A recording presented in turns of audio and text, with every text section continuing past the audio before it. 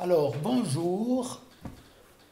Cette coutume de se dire bonne année, moi je pense plutôt que notre prière, notre proclamation serait de dire Seigneur, protège-nous. En tout cas, avec Edmé, c'est notre prière chaque jour pour tous ceux qui sont proches de nous, bien sûr notre famille. Et je crois que dans cette période extrêmement difficile qui va nous conduire, il n'y a que Dieu qui sait où nous allons, sûrement qui veut mettre son peuple à genoux pour qu'il s'humilie, comme on l'a vu dans sa parole, et puis qu'il puisse agir comme il le désire.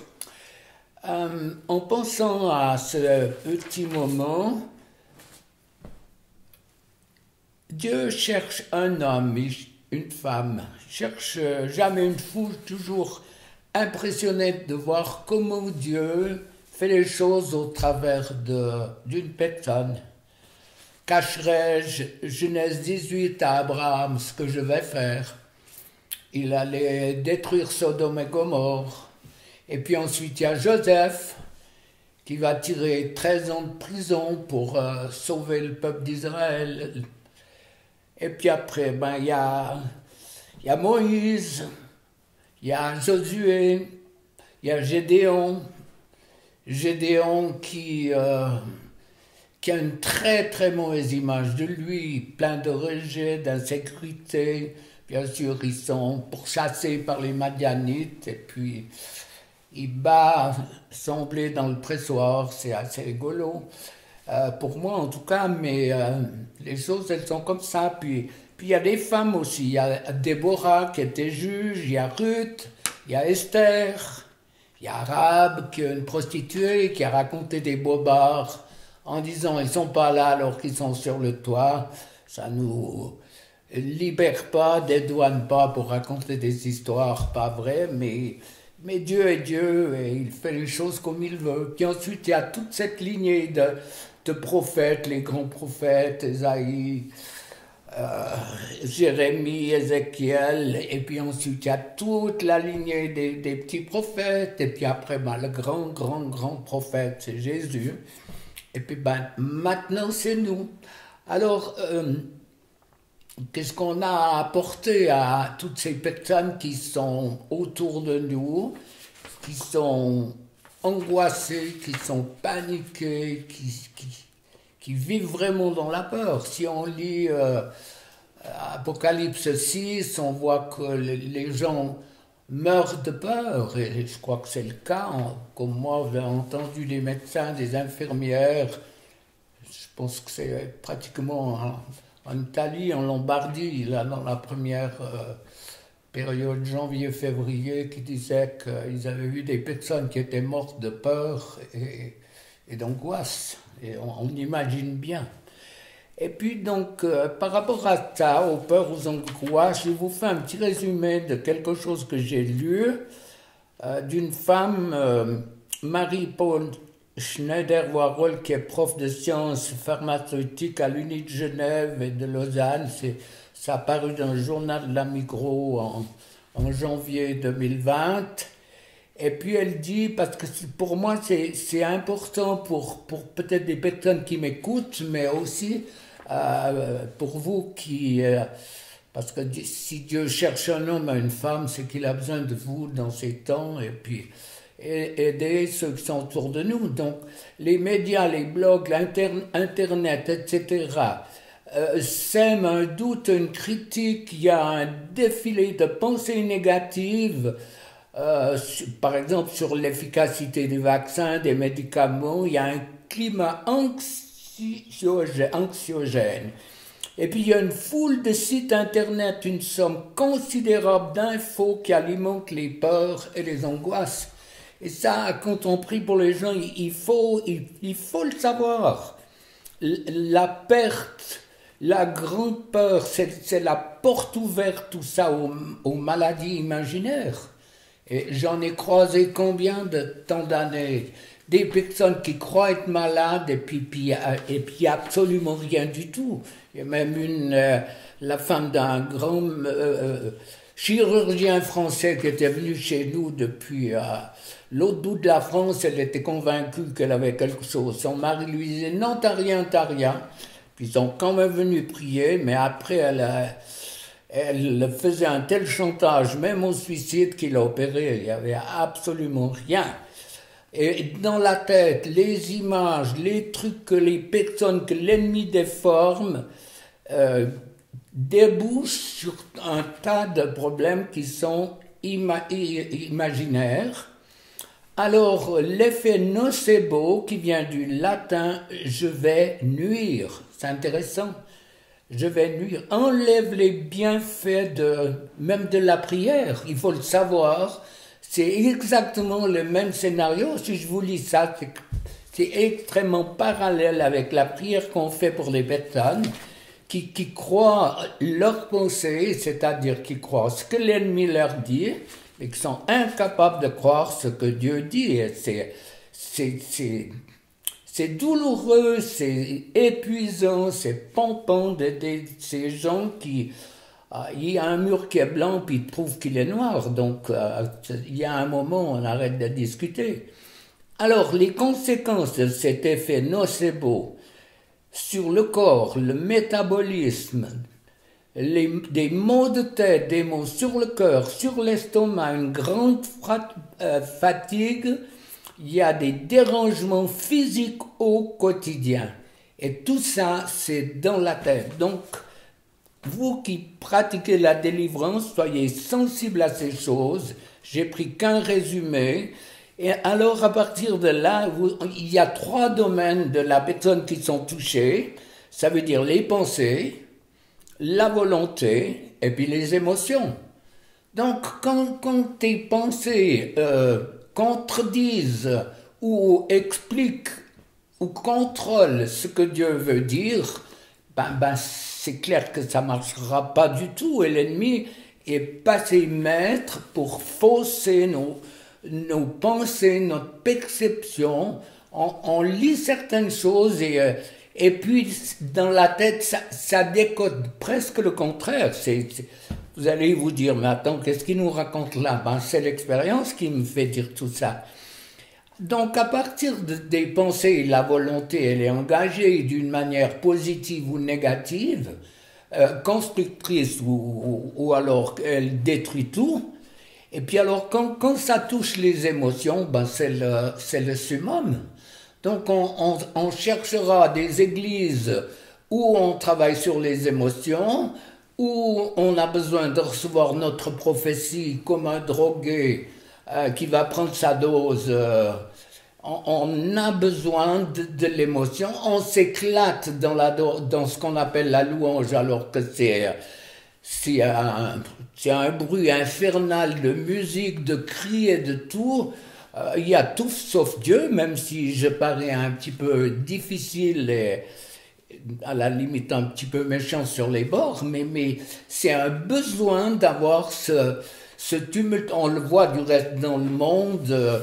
Si vous... moi, je ne suis pas un gars qui regarde certains trucs à la télévision, mais des fois, on voit juste une boum, on voit des gens, et puis je regarde un petit peu pour me faire une idée, et je me dis, mais ils s'éclatent, ils touchent les émotions, ils touchent leur sens. Après, il y a l'alcool, il y a la drogue, il y a la sexualité qui est débridée, et ça vous bousille complètement une personnalité.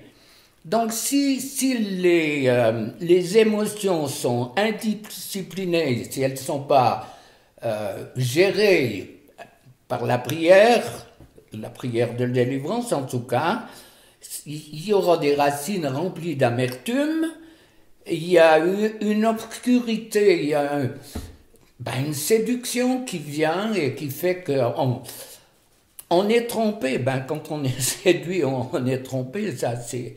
La balise le dirait assez. Vraiment, il y a de la haine, il y a de la colère, il y a du désespoir, il y a de la déprime, l'absence de paix, harcèlement, apitoiement de soi, et puis des personnes qui se vexent facilement. Donc là, les amis, on a tout un programme par rapport à ce que Dieu nous dit dans sa parole, hein.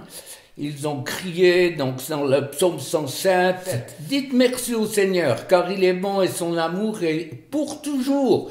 Qu'ils disent cela les gens que le Seigneur a libérés, qu'ils disent cela ceux que le Seigneur a arrachés à l'ennemi, ceux qu'il a rassemblés de tous les pays de l'Est et de l'Ouest, du Nord et du Sud.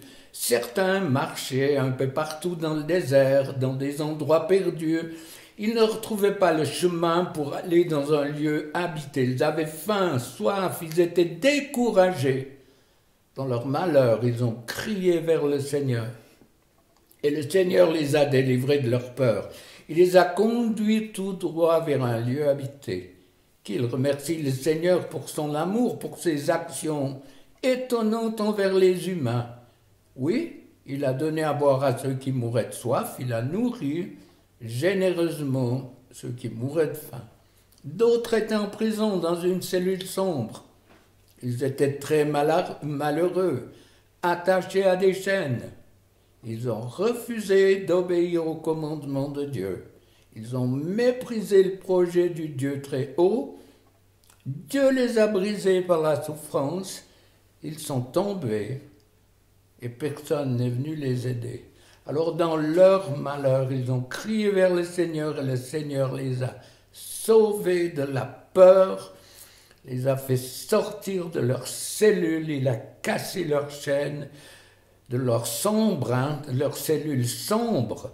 Qu'ils remercient le Seigneur pour son amour, pour ses actions étonnantes envers les humains. Oui, il a brisé les portes de bronze, il a fait sauter les verrous de fer. D'autres étaient devenus stupides, tellement ils se conduisaient mal.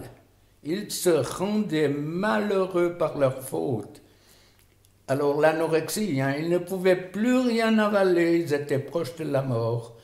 Alors ça, si vous priez pour la délivrance, c'est un verset qu'il faut se souvenir. Psaume 107, verset 17, l'anorexique. Et souvent, moi, j'ai pris ce verset à certaines personnes. Alors, dans leur malheur, ils ont crié le Seigneur, et le Seigneur les a sauvés de leur peur. Il a envoyé sa parole pour les guérir. Donc, les amis qui est prêt à servir, à répondre à cet appel, Dieu cherche un homme, une femme. Les compétences, même si elles sont super formidables, c'est ce que Dieu fait qui est super et formidable. Donc, il passe au travers de nous. Et je regarde ma vie et me dis, mais ma vie, elle est une suite de miracles. Comment Dieu a pu agir au travers de mes limites. Moi, je vous encourage vraiment dans ce temps, l'année prochaine, je crois, non, cette année, il y aura sûrement des problèmes financiers majeurs qui vont sortir des besoins de tout, des personnes désespérées. Les réponses, elles sont chez vous comme chez moi. Et que Dieu vous bénisse dans votre démarche.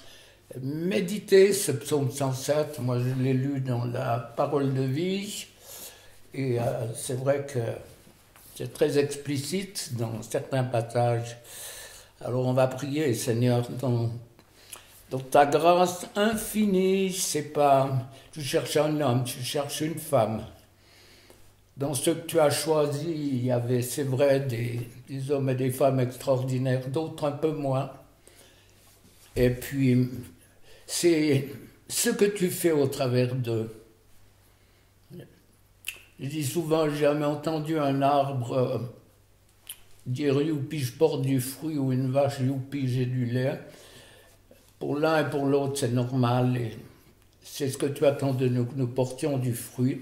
Alors je prie que vraiment cette onction puissante de paix, de joie, qu'on peut communiquer à ceux qui souffrent, se manifeste au travers de vos vies, que vous ayez un cœur plein, une bouche pleine de louanges et d'adoration pour transmettre à ceux et celles qui sont sans espérance, aucune espérance de la vie éternelle, de leur présenter Jésus comme un chemin qui, dans un premier temps, va les libérer de l'angoisse, de la peur que nous percevons, même sans ouvrir les yeux et les oreilles. Cette peur, cette angoisse, l'inconnu qui panique. Merci de ta bénédiction et, comme je l'ai dit au début, de ta protection sur mes frères et sœurs. Coule, Seigneur, et vraiment manifeste ta gloire et ta puissance.